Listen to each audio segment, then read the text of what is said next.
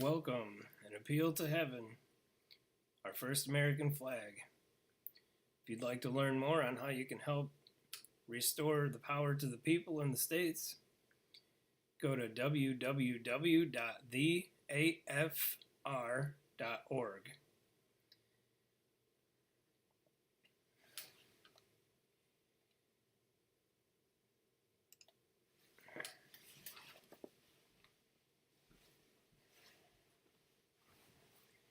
Alright, I had some technical difficulties earlier today, but we're going to roll with it.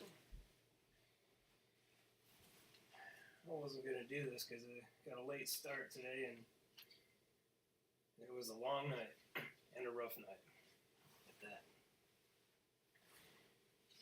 Resistance to tyranny.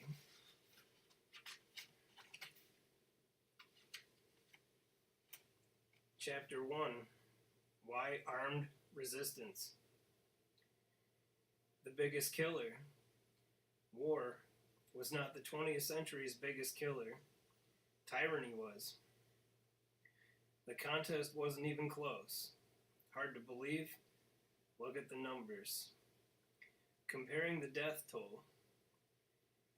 Professor Rudolph J. Rummel of the Political Science Department, University of Hawaii, has made an extensive study of both wartime and peacetime deaths by government action during the 20th century. His findings are summarized in the following table. Persons killed in the 20th century by cause. Cause: government, non-war, 119.4 million. Average per 100,000 population is 349. Cause: communist, 95.2 million. Average per 100,000 population, 477. Cause: other non-free, 20.3 million. Average per 100,000 population, 495. Cause: partially free, 3.1 million. Average per 100,000 population, 48. Free, 0.8 million. Average per 100,000 population, 22. War, all, 35.7 million. Average per 100,000 population, 22. Cause international, 29.7 million. Average per 100,000 population, 17.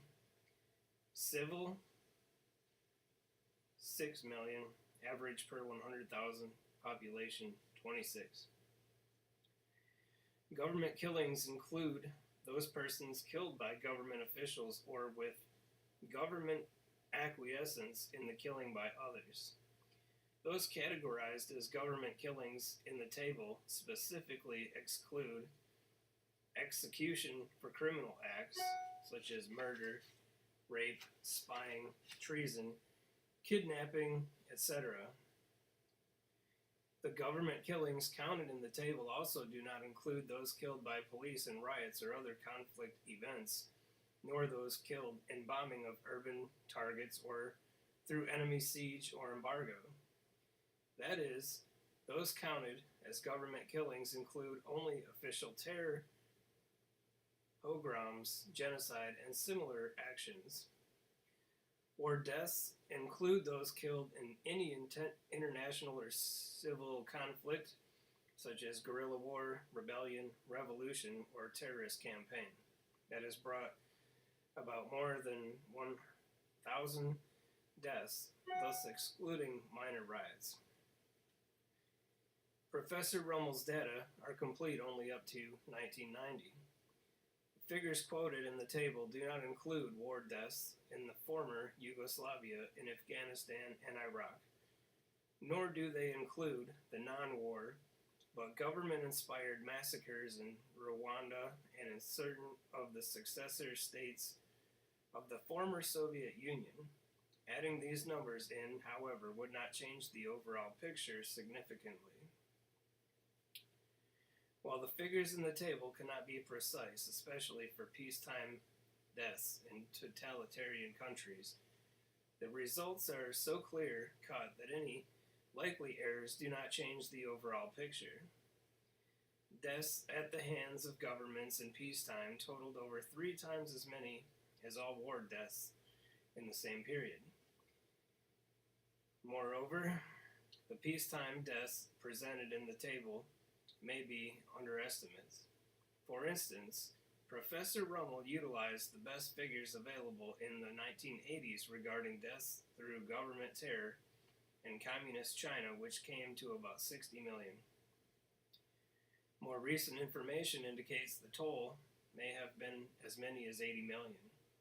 Hence, the disparity between deaths through war and deaths through peacetime government action may be even greater than it appears from the table. Moreover, the contrast between free and unfree governments is also striking.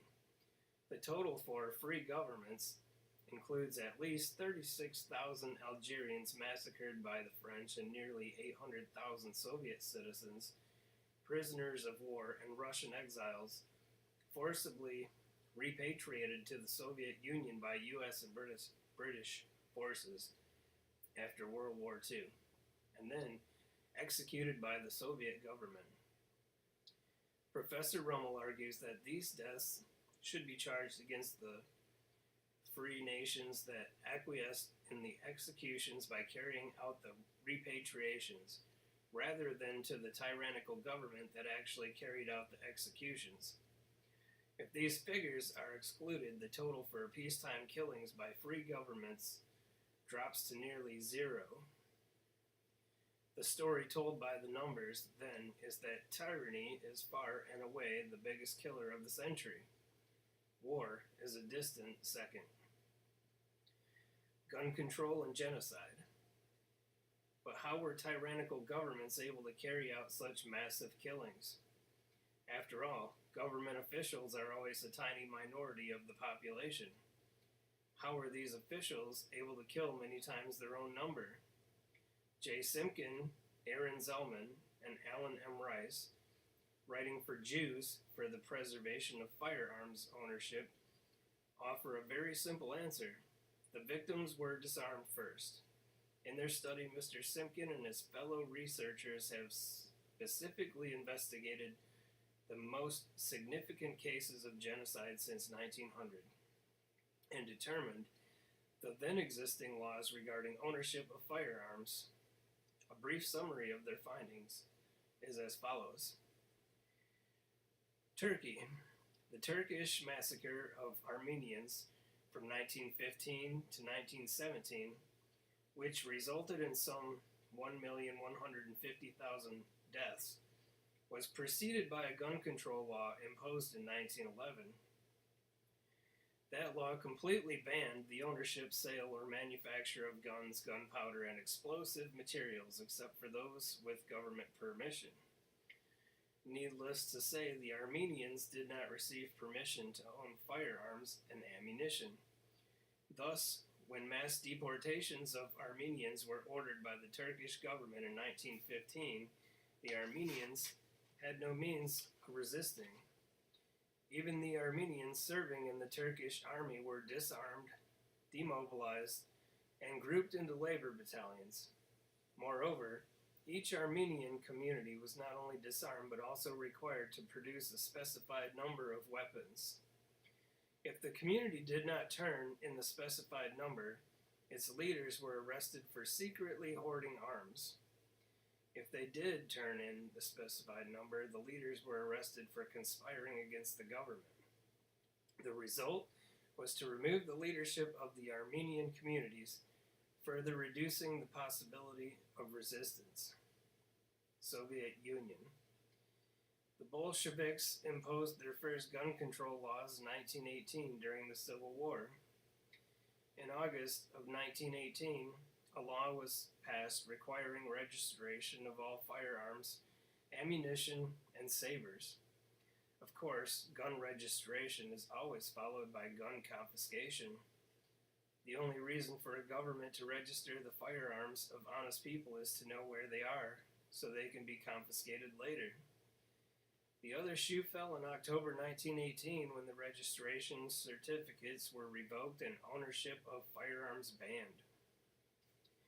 In 1922, the various gun control laws of the Civil War era were incorporated into the Criminal Code. Unauthorized possession of a firearm was punishable by hard labor. By 1929, when Stalin began his various genocidal campaigns, the population was completely disarmed. Only the police and the army had any weapons. According to Professor Rummel, over 50 million people were killed in the resulting genocide. This number doesn't include those deported from the nations of Eastern Europe to Siberia after the Soviet occupation of those countries. At least 1.2 million Poles and about 127,000 in total from Lithuania, Latvia, and Estonia were deported. Of these, a third to a half died on the way or in the labor camps. The total killings by the Soviets in Eastern Europe significantly exceeded those of the Nazis when they occupied the same territories. Perhaps the most poignant statement of the situation of the unarmed people of the Soviet Union is that by Alexander Solzhenitsyn.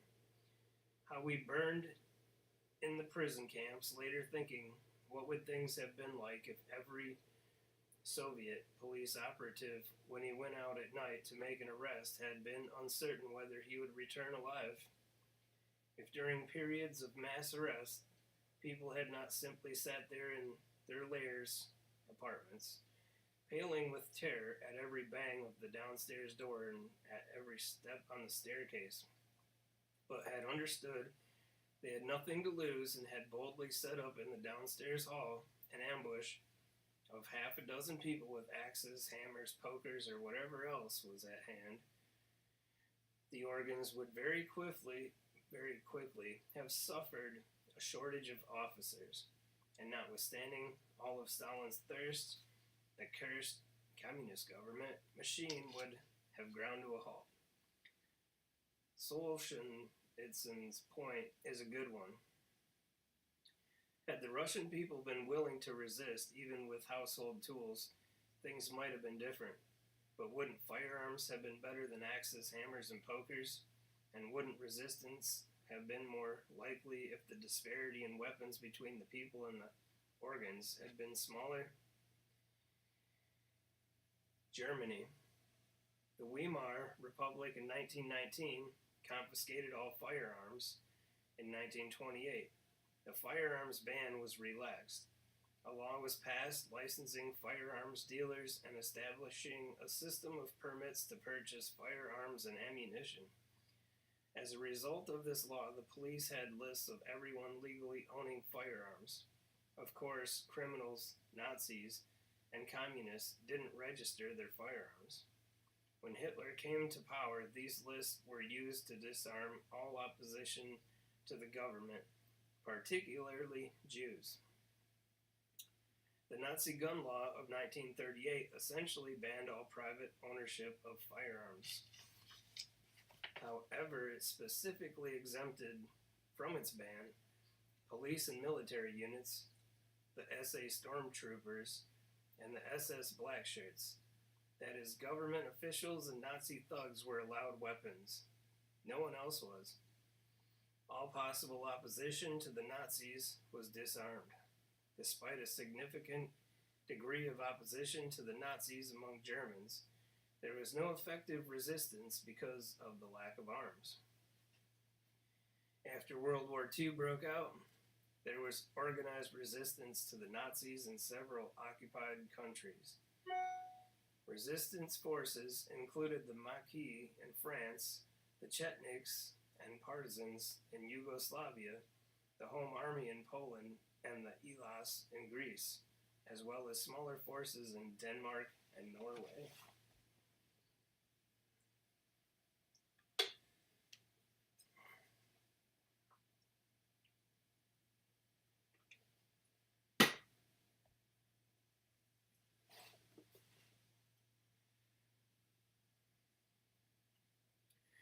These resistance movements used arms retained from prior to the occupation or captured from the occupying Nazi forces, as well as arms supplied by British and U.S. airdrops.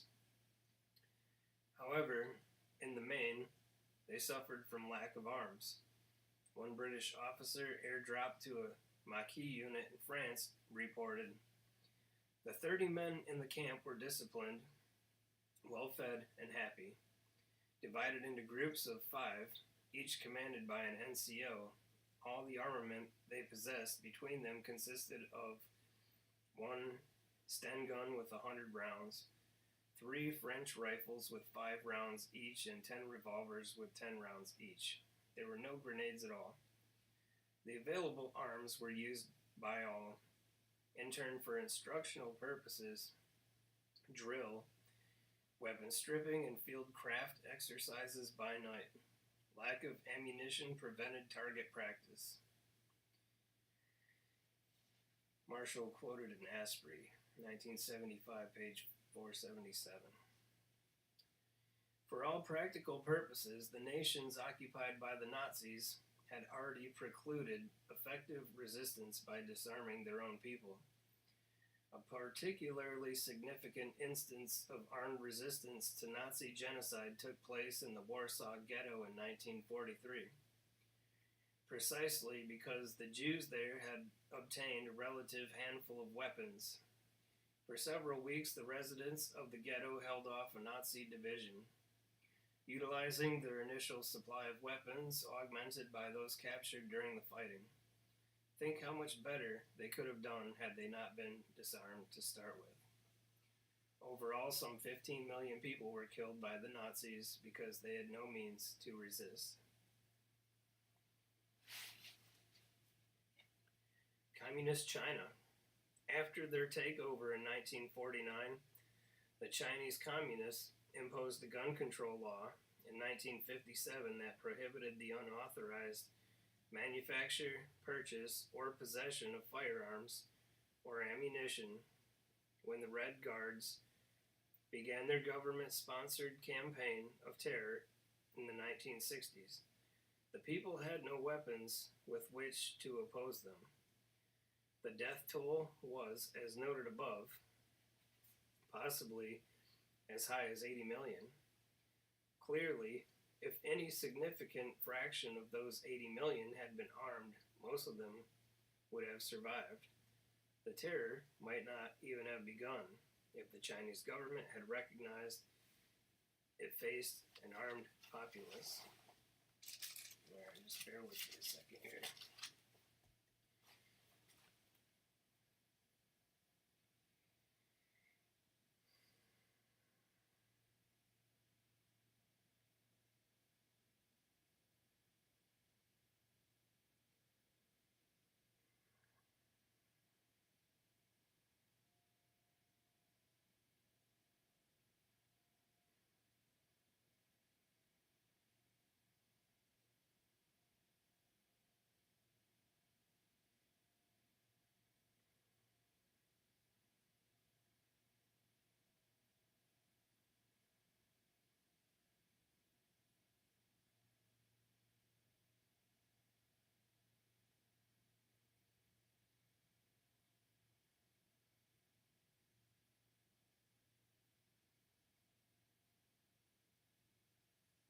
I don't know why it's so hard to share properly.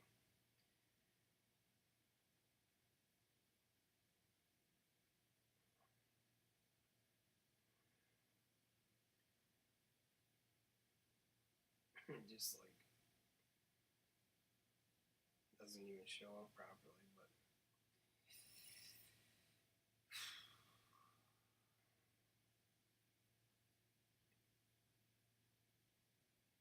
well, that might work.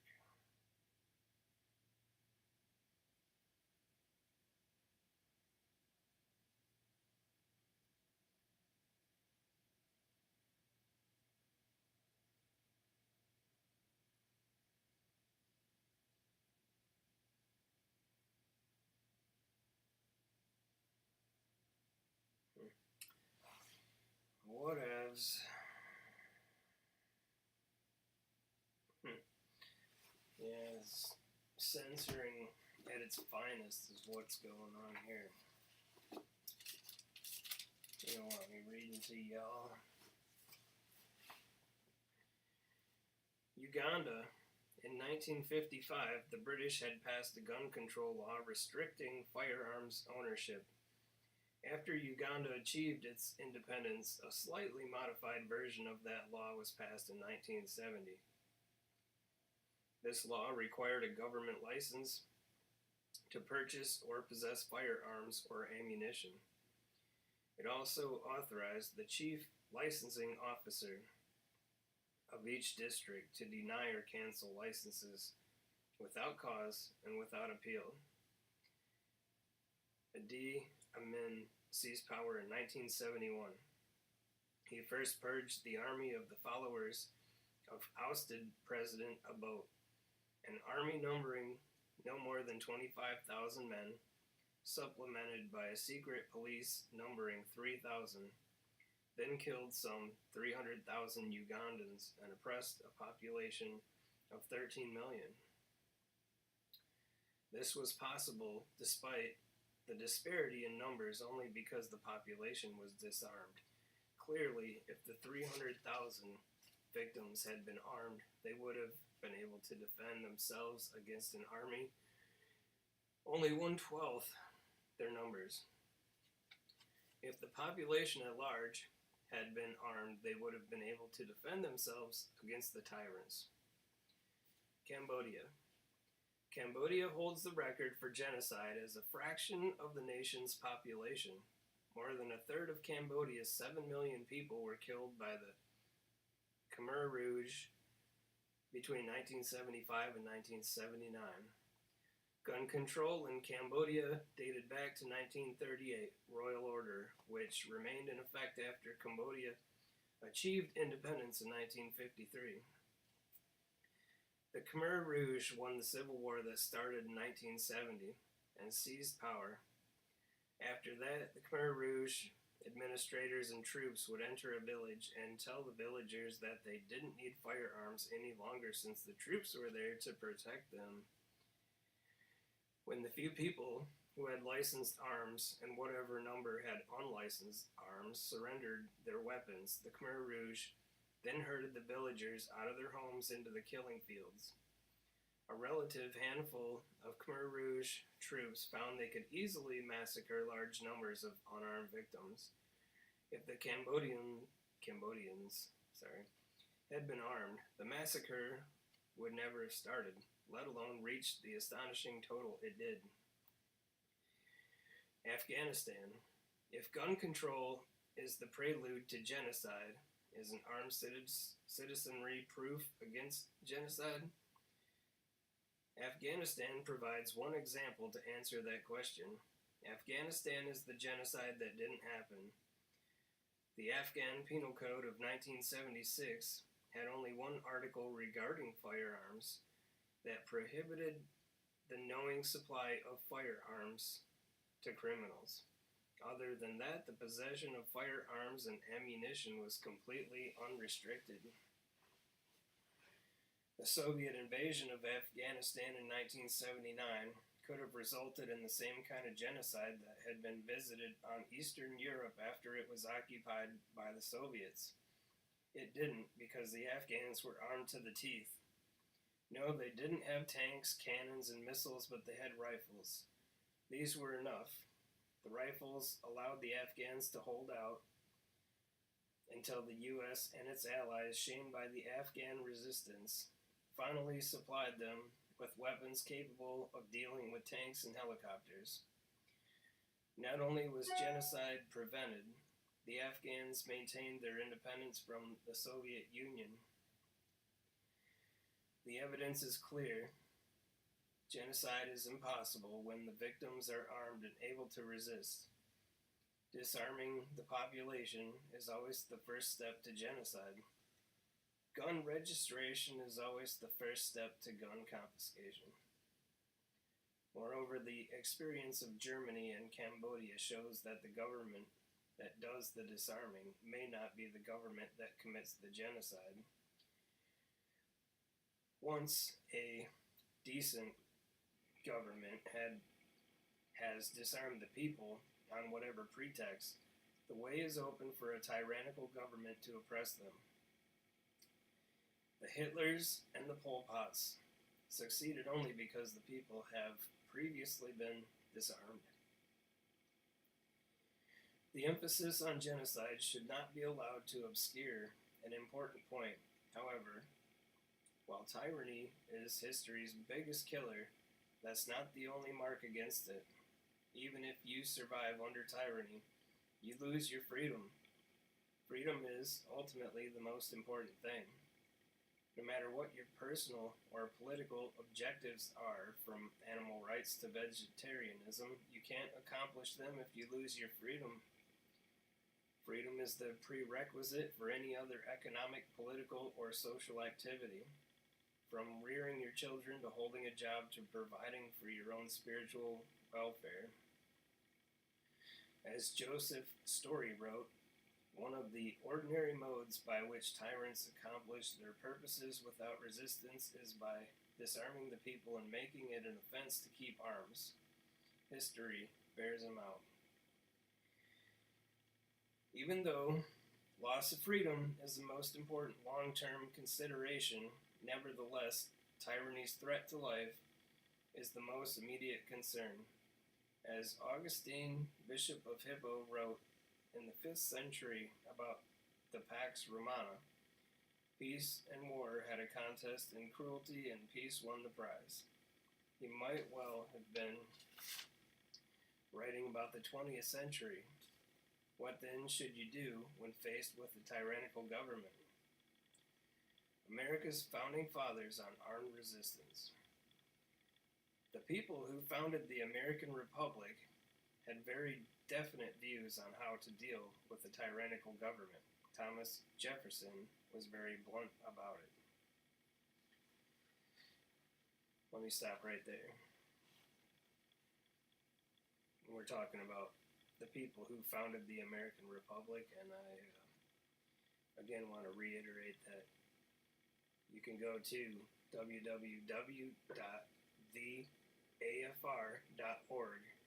That's the American First Republic, and you can learn more how you can sign a social compact and help restore the power to the people of the states.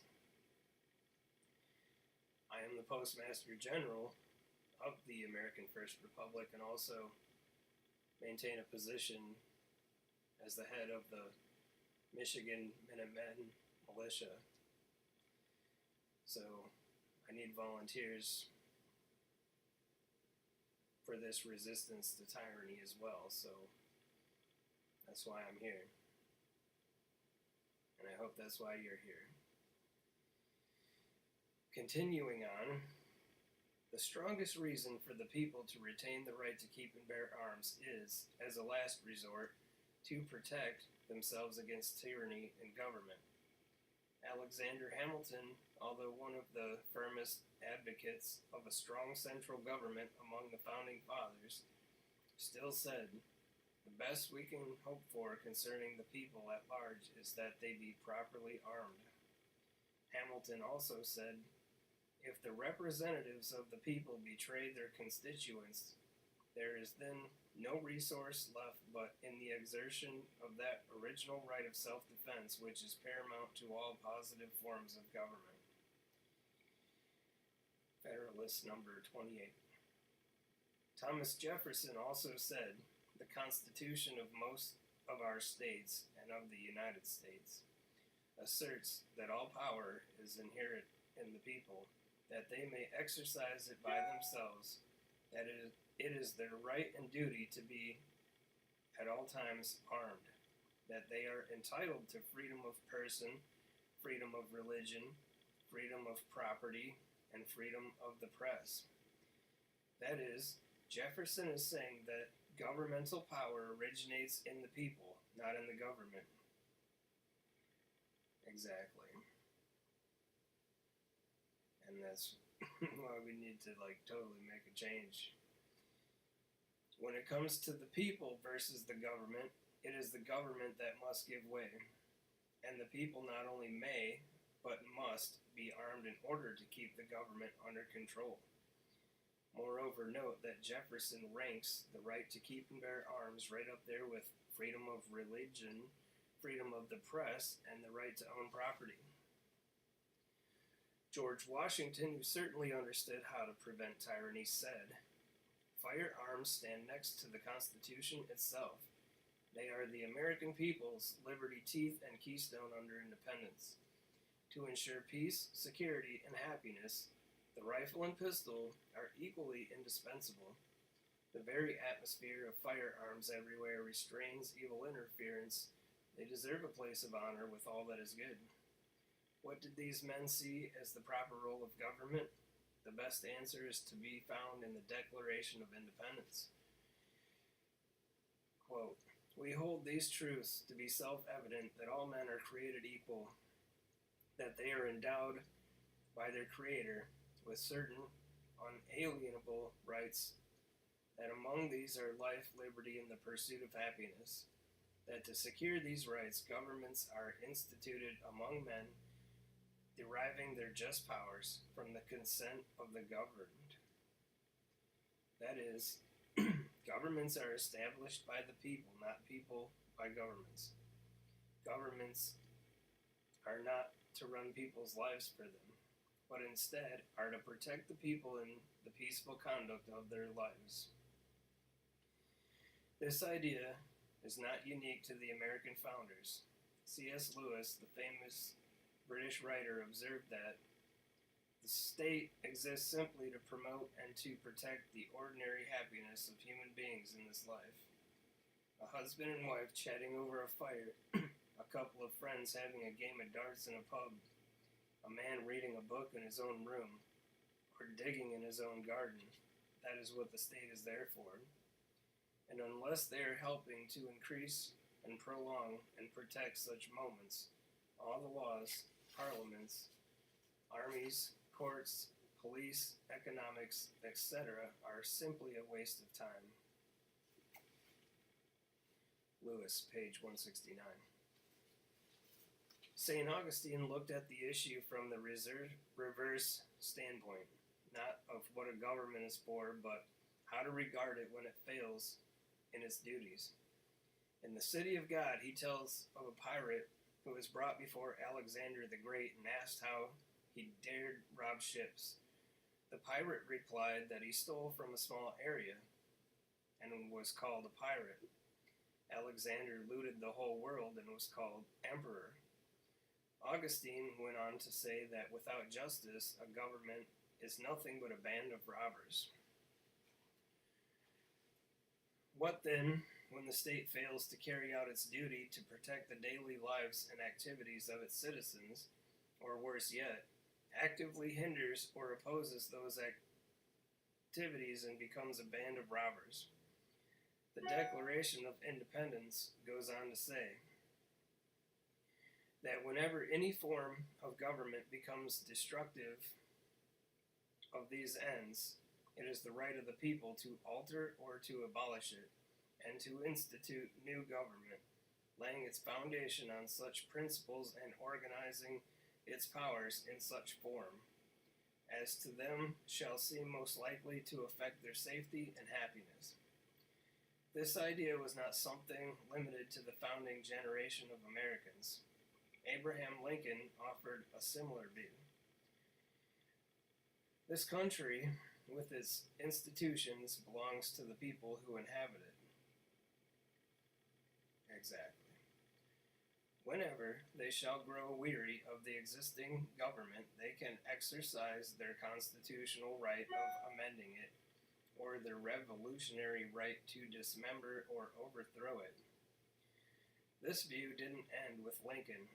In 1912, Woodrow Wilson wrote, "Liberty has never come from the government. Liberty has always come from the subjects of it.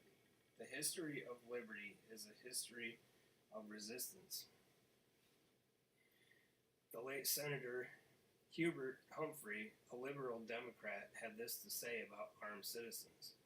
Quote, certainly one of the chief guarantees of freedom under any government, no matter how popular and respected, is the right of citizens to keep and bear arms. This is not to say that firearms should not be carefully used and that definite safety rules of precaution should not be taught and enforced. But the right of the citizens to bear arms is just one guarantee against arbitrary government and one more safeguard against the tyranny, which now appears remote in America, but which historically has proved to always be possible. Emphasis added, end quote. The view of a long line of Americans, then, is that government exists solely to protect the ordinary lives of its citizens. It does not exist for reasons of its own. When it fails to protect the ordinary lives of its citizens, they have the right to get rid of it and establish one that will protect them. AFR.org.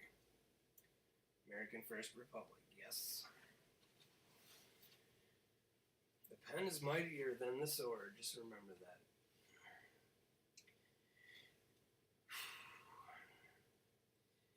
But it might be asked, what have these American views to do with the rest of the world? What about the victims or potential victims of tyranny in other countries? What about your country? The point is a simple one. These Americans were not basing their remarks on something unique to America. They took it for granted that the rights and freedoms they wished for Americans were the natural endowments of people everywhere. As Benjamin Franklin said, it is a common observation here that our cause is the cause of all mankind and that we are fighting for their liberty in defending our own. In declaring American independence of England, Jefferson and Washington were not demanding some kind of special treatment. Their argument was precisely that England had violated rights which pre-existed all governments and came with the territory of being human. Thus, their arguments do not depend on anything peculiar to American history. Their arguments were intended to apply to America a general principle that they believed was true for all peoples in all places. Notice they said peoples in all places. That's why we need to be peoples of the states. As John Adams, second president of the United States, put it, quote, you have rights antecedent to all earthly governments, rights that cannot be repealed or restrained by human laws, rights derived from the great legislator of the universe, end quote. In Adams' view, these rights weren't something possessed only by Americans, but by all people everywhere. Indeed, the ideas expressed by America's founders have a long and honorable history. Aristotle voiced the same sentiments as Jefferson and Washington when he wrote, both oligarch and tyrant must mistrust the people, and therefore deprive them of their arms.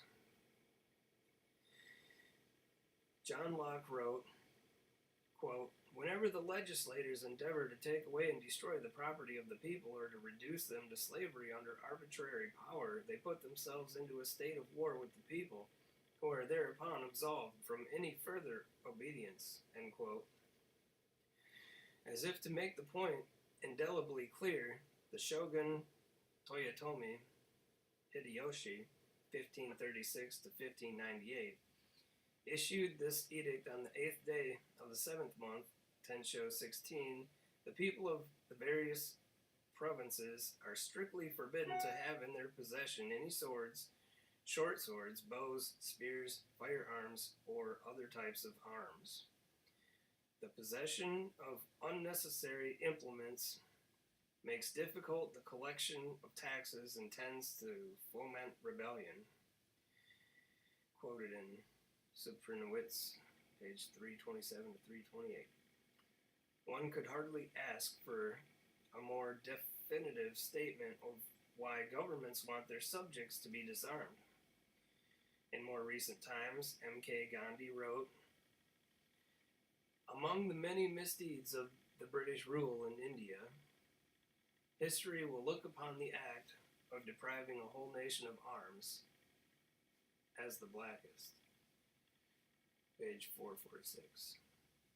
George Orwell also wrote on the importance of an armed citizenry. "The totalitarian states can do great things, but there is one thing they cannot do. They cannot give the factory worker a rifle and tell him to take it home and keep it in his bedroom. That rifle hanging on the wall of the working class flat or laborer's cottage is the symbol of democracy. It is our job to see that it stays there." The French have a witticism: "This animal is very wicked. When you attack it, it defends itself." From the standpoint of a tyrannical government, defending yourself against it is wicked. From the standpoint of the victim of tyranny, however, it is the tyranny itself that is wicked. You have every right to defend yourself against tyranny, up to and including armed resistance. This also implies you have a right to what Washington called liberty's teeth, namely weapons. But how is that right to defense against tyranny justified, and when can it be exercised? When is actual armed resistance moral? The morality of armed resistance. Is there a moral justification for armed resistance? Are there any guidelines to help the victim of tyranny decide where to draw the line in the sand? Over the last 15 centuries, the Western world's ethical thought on the legitimate use of force has been codified in what is known as the just war doctrine. Although this doctrine has been developed for the most part by Christian religious thinkers, it in no way depends upon any specifically Christian foundation or revelation. Similar conclusions have been reached by commentators from Judaism and Islam, and even by natural law scholars arguing from a completely non-theistic starting point. However, since most of the writing on just war doctrine has been by Christians in the West, this discussion will be based upon the doctrine as it has been developed by Christian commentators. The just war doctrine is customarily divided into two parts. The first dealing with when war itself is justified. The second dealing with what actions are justifiable in war. That is, would-be belligerents must first justify the war itself, then limit their conduct to just actions within the war. According to the just war doctrine, recourse to war is permissible if the following requirements are met: just cause, comparative justice, right intention, last resort, probability of success, proportionality, and competent authority.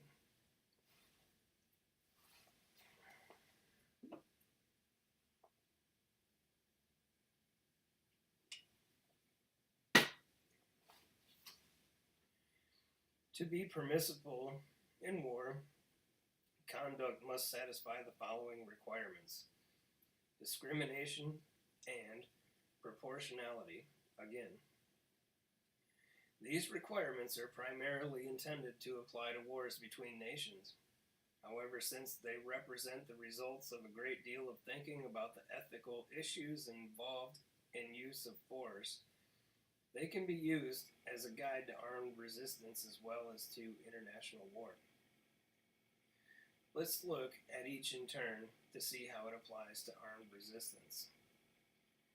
Just cause simply means that there must be some serious and morally justifiable reason for going to war. Traditionally, just war scholars recognize three types of just cause: to repel an attack, to retake what has been unjustly taken, and to vindicate justice on behalf of a victim of unjust attack. Clearly, the first of these is the most relevant with regard to armed resistance to one's own government. In international war, the attack being repelled must be an armed attack of some sort. However, governments have ways of attacking their own citizens, which only indirectly depends on the government's coercive power, such as seizure or forfeiture of assets, conviction of crime, assessment of fines for violating regulations, harassment by tax collectors or environmental regulators, and withdrawal of a license to practice a profession or trade.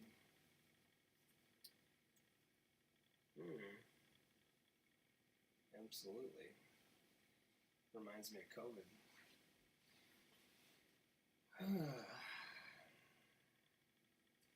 Widespread use of such measures against opponents of the government could well be looked upon as an attack justifying armed resistance, as Thomas Jefferson put it in the Declaration of Independence.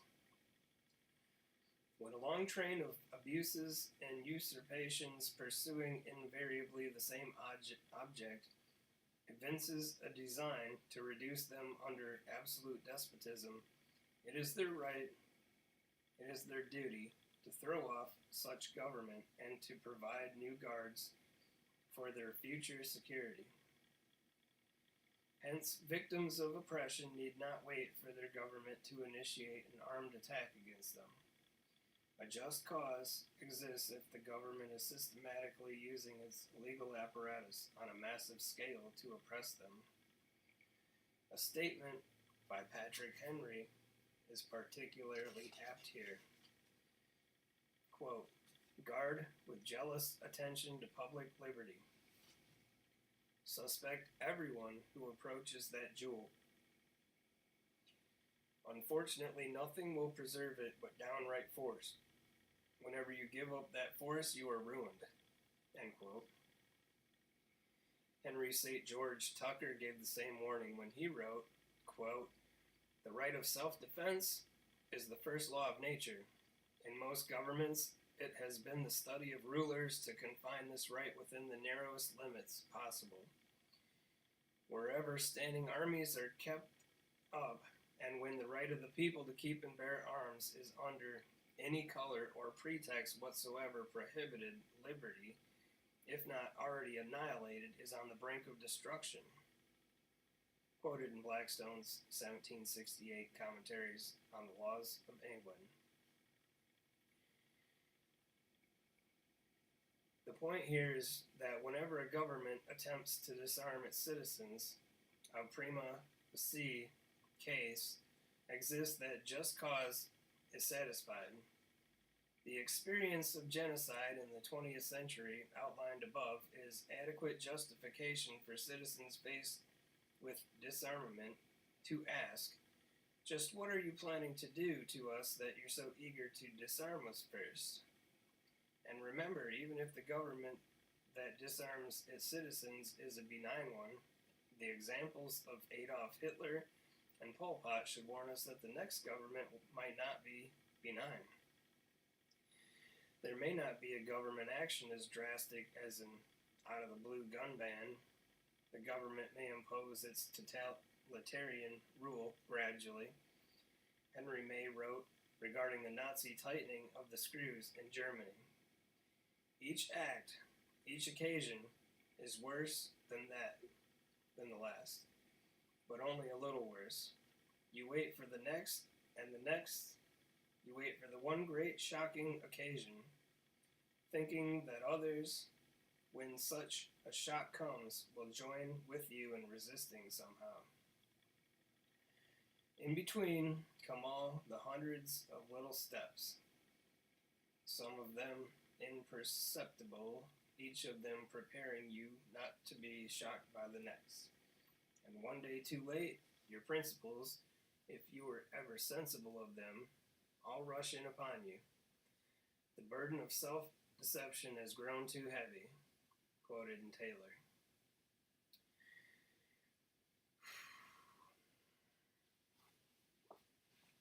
Thus, you may find that drawing the line becomes very difficult. The government's most recent step is too small a step beyond the previous one to get excited about. This process must be recognized early on as just cause.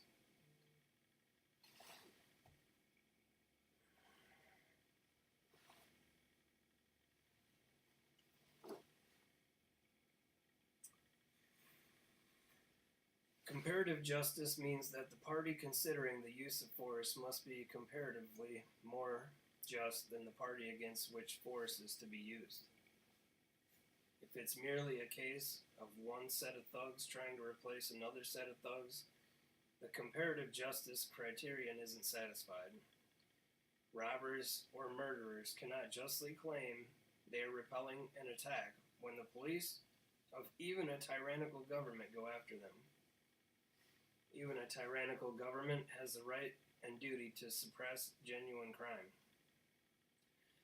As applied to armed resistance, then, comparative justice means that pirates or brigands, or those who merely want to replace the current oppressive government with their own brand of oppression, fail this criterion. This criterion can be satisfied only by honest citizens whose rights are being violated by their government and who intend to restore or establish a government which will respect those rights.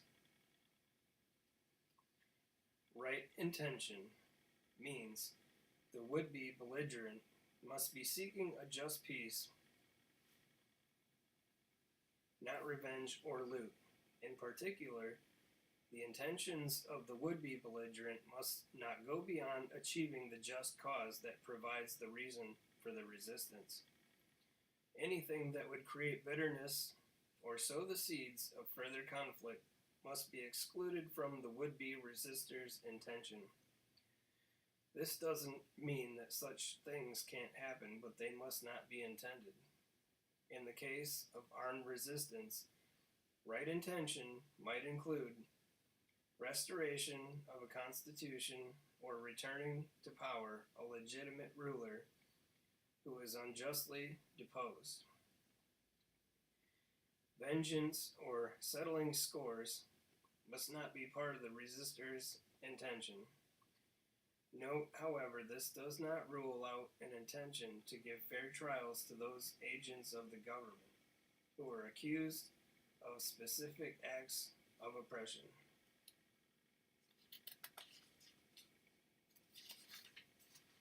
Unfortunately, meeting this requirement in armed resistance is difficult. Little Hart says of the guerrilla warfare instituted by the Allies in World War II. The material damage that the guerrillas produced directly and indirectly in the course of reprisals caused much suffering among their own people and ultimately became a handicap to recovery after the liberation. But the heaviest handicap of all, and the most lasting one, was of a moral kind. The armed resistance movement attracted many bad hats. It gave them license to indulge their vices and work off their grudges under the cloak of patriotism. Worse still was its wider effect on the younger generation as a whole. It taught them to defy authority and break the rules of civic morality in the fight against the occupying forces. This left a disrespect for law and order that inevitably continued after the invaders had gone. In the same vein, Archbishop Jean-Louis Tauran, Vatican, Secretary for Relations with States equivalent to Foreign Minister, stated, "Whenever men are forced to take up arms in order to defend their rights, the logic of violence takes over, and that is always dangerous for mankind." Interview with Guinoy. As Simon Wells said, "It is not the cause for which men took up arms that makes a victory more just or less. It is the order that is established when arms have been laid down." A just victory, then, must result in setting up a just order, or at least one more just than the one against which the resistance fought. This consideration puts an immense burden on the leaders of the armed resistance. They must try to assure that their fight is not providing a cover for the brigandage or private vengeance. It is crucial that the leaders instill and maintain discipline among their subordinate forces. More will be said about this in Chapter 20 on justifying the armed resistance to public at large. Last resort means that all reasonable peaceful means must be exhausted before the would-be belligerent is justified in resorting to force. In the case of wars between nations, peaceful means might include seeking mediation through a third party, appealing to the United Nations, or taking the case to the World Court. Such means must have been exhausted before resort to force is justified. In the case of armed resistance in a democratic country, this criterion would mean that election campaigns, lawsuits, petitioning, lobbying, protest marches, strikes, and other recognized forms of legitimate protest must have been tried without success or have been made illegal by the government before armed resistance is justified. However, this doesn't mean that the victims of oppression must go through the motions of trying to unseat locked-in incumbents in fraudulent elections, appealing to corrupt judges, or lobbying legislators who pay them no attention, all the while the government is taking away their means of armed resistance. If the means of armed resistance are being taken away, then the time of last resort has arrived. In the case of countries with authoritarian or totalitarian governments, the range of peaceful means might be much more limited. Even resort to a strike might bring almost as much retaliation from the government as would armed resistance itself. In such cases, because the government has limited to peaceful options of the population, this criterion is much easier to satisfy. In any case, once a government has effectively begun war against its citizens, last resort has been satisfied. Probability of success means the would-be belligerent must have some reasonable hope of winning, i.e., of achieving the just cause that provides the reason for resistance. In war, there are no absolute guarantees. Everyone who takes up arms thinks he has a chance of winning, otherwise he'd try something else instead. This criterion simply means that the persons contemplating armed resistance must have some objective reason to believe that they can prevail. Certainty isn't required, but a good chance is. Otherwise, they're spilling blood in vain, which would be immoral. If an opponent initiates an armed attack, however, this criterion is satisfied no matter how poor the chances of success. Resistance against overwhelming odds can still be a witness to a just cause. No one, for instance, argues that the defenders of the Alamo should have surrendered simply because they couldn't win. The same applies to the victims of oppression, even when the odds are against them. The Jews in the Warsaw Ghetto were justified in resisting the Nazis in 1943, even though they were unlikely to win, because they knew they'd be sent to a death camp anyway. Proportionality. In considering whether to initiate use of force means that the would-be belligerent must compare the unavoidable damage that will be done by the war with the damage that will result if no resistance is offered. The harm done by the war must not outweigh the good to be achieved and the harm averted by the war, i.e., it must be proportional. In comparing the damage to be done with the good achieved and damage averted, However, the would-be belligerent must look beyond merely physical damage.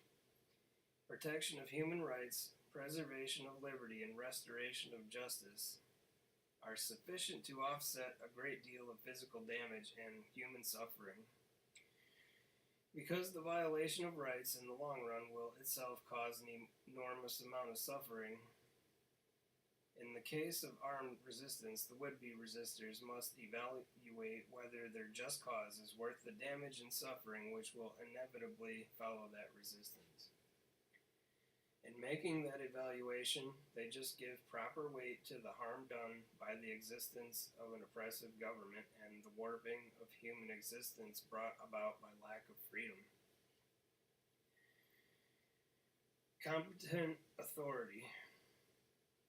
In the case of international war, means that war must be declared by some public authority with the legal or constitutional power to do so. Just war scholars would condemn as unjust a war in which the ruler violated his own government's constitutional processes in order to go to war. In the case of armed resistance, however, just war scholars have not given much helpful guidance. Who has the authority to call the people to revolt? Obviously, no one can have such a legal or constitutional power in a nation with a federal system of government. The governor of an individual state might reasonably be held to have the power to call the people to arms to resist an unjust act by the central government. Even in nations without a federal system, or even if a state governor fails to call for resistance to oppression by the central government, the people themselves retain the right to overthrow an oppressive government.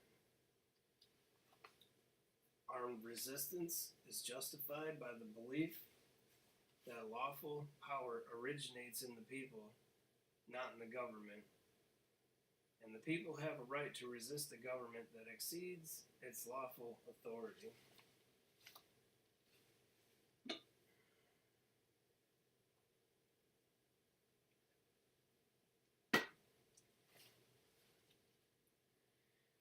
Jonathan Mayhew, in Discourse Concerning Unlimited Submission and Non-Resistance to the Higher Powers, wrote, "To say that subjects in general are not proper judges of when their governors oppress them and play the tyrant, and when they defend their rights, administer justice impartially, and promote the public welfare, is as great a treason as man ever uttered. The people know for what end they set up and maintain their governors." Quoted in Churchill, page 31. And that'll be right after the last page I read because I'm stopping at page 30, the end of chapter 1. I'm getting tired. Thomas Jefferson in the Declaration of Independence wrote that whenever any form of government becomes destructive of these ends, it is the right of the people to alter or abolish it and to institute new government in such form as to them shall seem most likely to affect their safety and happiness. Quoted in Churchill, page 173. In short, the people themselves are their own competent authority to judge when resistance is justified. Ultimately, individuals may have to draw a line in the sand for themselves and resist when the government crosses that line. Such individuals may set an example for others to follow or may actually take a leadership role in organizing resistance, attracting followers, and elaborating the just cause rationale for the resistance. To the extent that they are successful in attracting followers, the competent authority criterion is satisfied. And that's why we need your help. Alexander Hamilton in the Federalist, number 28, wrote, "If the representatives of the people betray their constituents, there is then no resource left but in the exertion of that original right of self-defense, which is paramount to all positive forms of government. quoted in Churchill, page 47. Ryszard Kapuscinski wrote in The Shah of Shahs, all books about all revolutions begin with a chapter that describes the decay of tottering authority or the misery and sufferings of the people.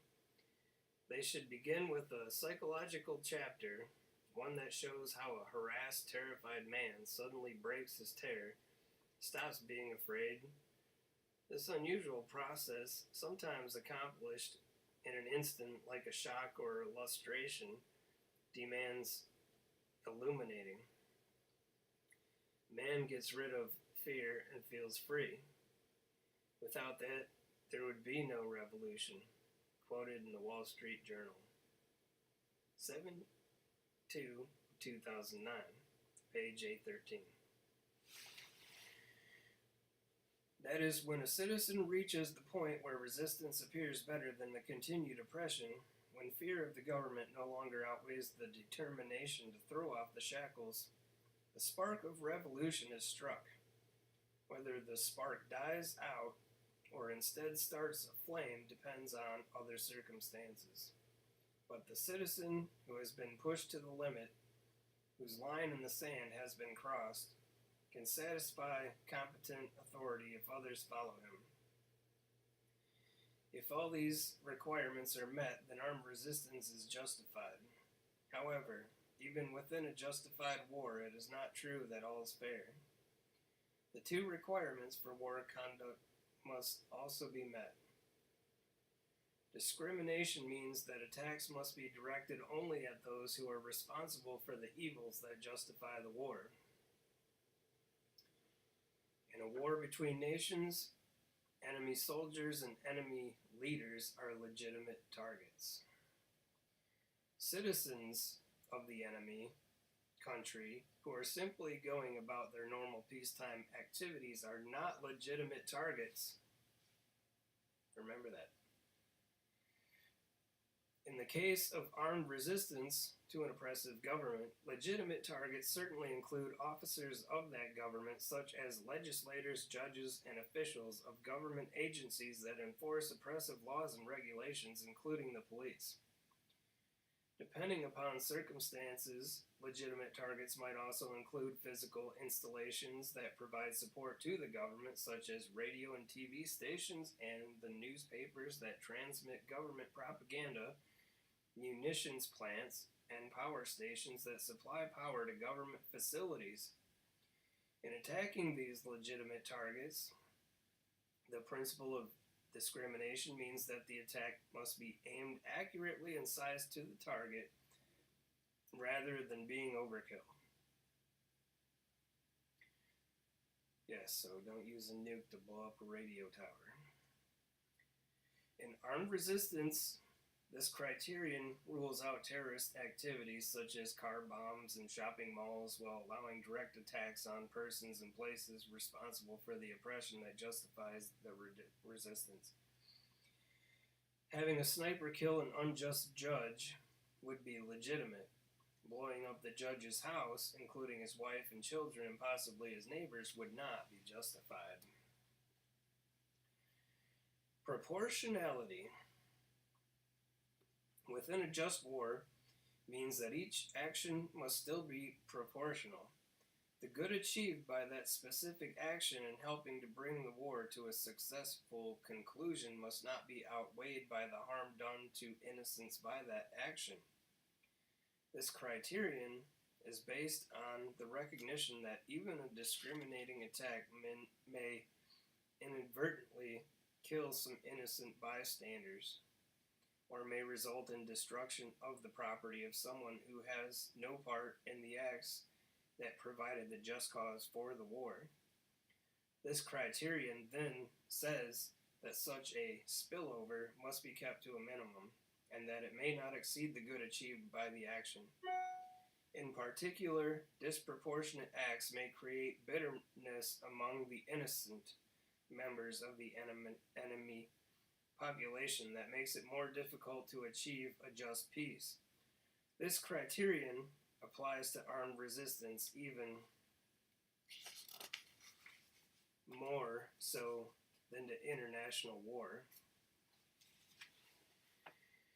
It is crucial that the resistance forces not create bitterness among their fellow citizens by actions that are seen as excessive or that bring unnecessary suffering to those who had no part in the government's oppressive activities. In particular, terrorist activities intended simply to make the country ungovernable would violate this criterion.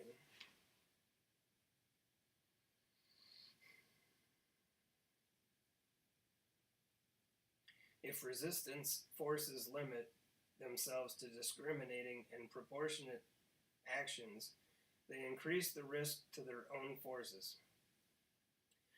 However, it is this very willingness to assume risk upon themselves in order to avoid unnecessary harm to their fellow countrymen that shows that their actions are discriminating and proportionate.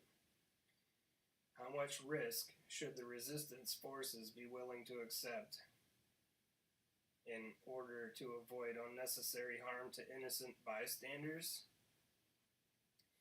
That depends on how much risk their fellow countrymen are willing to take in supporting the resistance.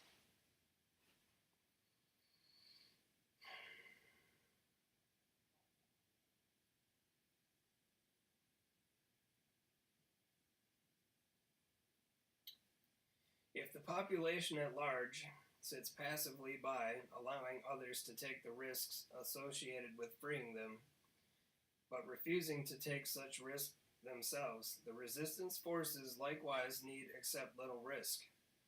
Actions that injure bystanders become more acceptable. If the population accepts risk by actively supporting the resistance forces must reciprocate by accepting a higher level of risk in order to avoid spillover damage to the population. While just war scholars have historically been concerned primarily with wars between nations, the prevalence of civil wars and wars of liberation in recent times has caused more attention to be given to these issues.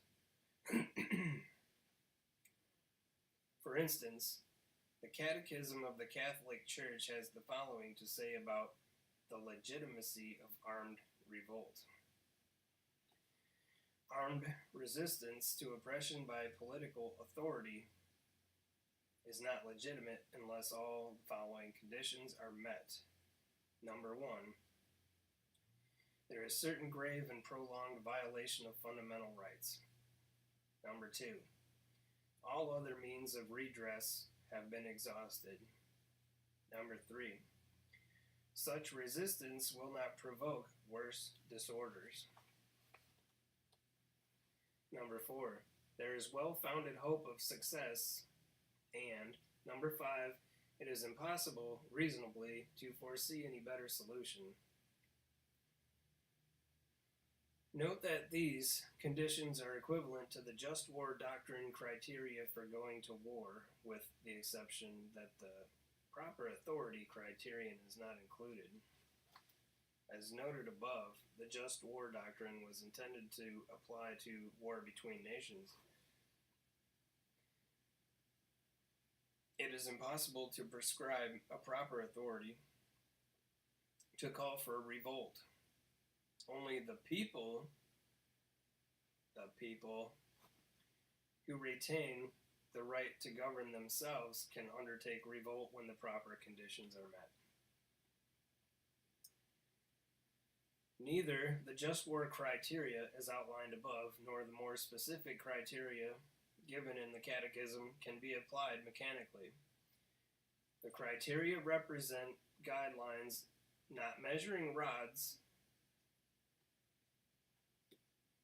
Prudence and judgment are still required to determine whether the proper conditions are met in a specific instance.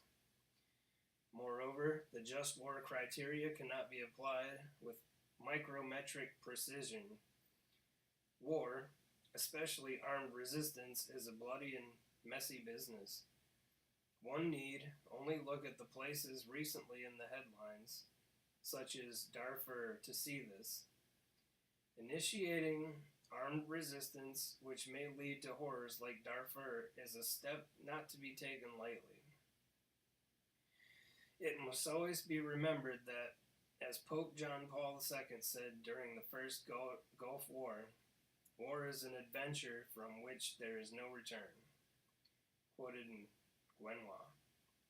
However, failing to initiate armed resistance against a potentially tyrannical government can lead to horrors like the Gulag, Hitler's death camps, or the Cambodian killing fields. The criteria of the just war doctrine, even if not absolutely precise, still provide helpful guidelines in determining when armed resistance is justified. The victims of government oppression can use these guidelines to help determine the timing and scope of armed resistance and to justify it to their fellow citizens and the rest of the world. Summary. In summary, then, tyranny is the reason for armed resistance. Tyranny is deadlier than war because it consists of an armed government making war on its own unarmed citizens. People don't have to submit to tyranny.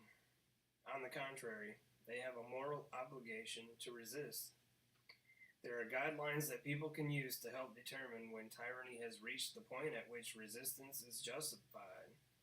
The most important consideration, however, is that tyranny must be stopped early, even at a high price, because if allowed to continue, it will exact an even higher price. In particular, tyranny must be stopped while the means to stop it are still available to the population. To wait until a government removes the means of resistance is in effect to surrender to that tyranny. And there you have it. And the next chapter will be Chapter 2, Probability of Success, page 30. So I hope that was very educational for you all, and we have meetings every Tuesday night and Sunday night on Telegram at 8 o'clock p.m. where we have an open discussion and we can educate you more on any of the information that you might be interested in as far as the American First Republic and how you can help join the fight against this tyrannical government.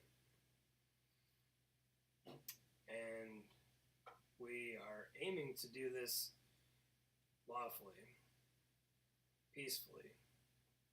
So,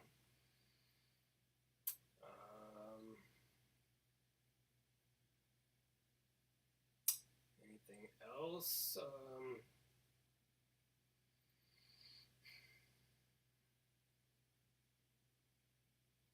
Yeah, we got a lot of open positions to fill. We have a post office. We're working on a silver coin currency, and also serving the sheriff's department with actions of interposition so that we can work closely with the sheriff's department as a posse so that in time of necessity, like what I just talked about, the sheriff and the people can join forces together against the tyrannical government should they try to disarm us.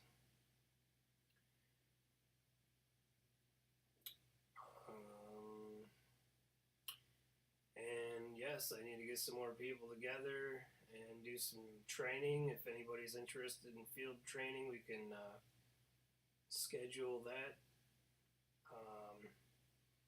I will have a Zello channel open for private comms. So I will have to trust people in. So there will be some background checks before people are just, allowed into a secure location, such as like private security. We can have other groups, but depending on the